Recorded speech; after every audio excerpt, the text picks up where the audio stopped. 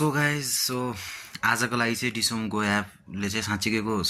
त्यो हुन्छ नि सर्भर डाउन अथवा क्रास के भइरहेको छ थाहा छैन होइन नेपाली कम्पनी अब के होस् त होइन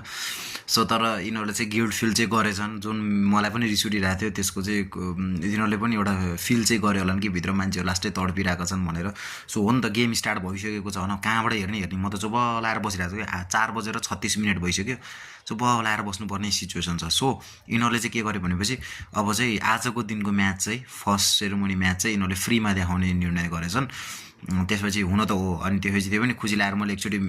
डिसोमको एप हेरेँ त्यहाँबाट खुली नै रहेको छैन अब चाहिँ फ्रीमा देखाउनु त देखाउने भन्यो कहाँबाट हेर्ने त भनेर अनि एकचोटि यसो गऱ्यो होइन अब एप त खुलिरहेको छैन भनेर अनि त्यसपछि चाहिँ आई थट कि होइन गुगलमा गएर गुगलबाट हेर्दाखेरि चाहिँ हुन्छ होला भनेर तर खुल्यो क्या so I will show you guys how to watch it from Google होइन फ्रीमा चाहिँ ल हेर्नुहोस् है त पहिला सुरु डिसोमगोको एप हेर्नुहोस् त्यसपछि डिसोमगोको एपमा यसमा जानुहोस् सो यहाँनिर यस्तो छ इन्टरफेस होइन सो मैले चाहिँ अघि भर्खरै लगइन चाहिँ गराएको थिएँ होइन तर अहिले देखाउँछ कि देखाउँदैन लगइन आयो भने चाहिँ म तपाईँहरूलाई देखाउँछु है त ल बाहिर गयो सो यस्तो गयो अनि त्यसपछि यहाँनिर प्ले गरौँ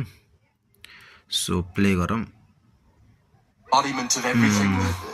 सो प्ले भइरहेको छ है तपाईँहरूले देख्न सक्नुहुन्छ वाउ मजाले प्ले भइरहेको छ तपाईँहरूलाई देख्न सक्नुहुन्छ तपाईँहरूले पनि आजको लागि चाहिँ यसरी नै हेर्न सक्नुहुन्छ है त